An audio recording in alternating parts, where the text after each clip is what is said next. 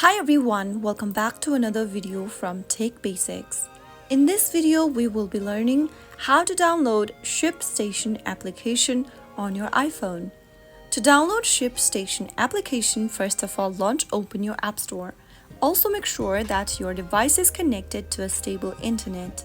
Now go to the search box at the top and type in ShipStation. Once you come across the search result, look for this application and then tap on the Get button to start downloading ShipStation on your iPhone.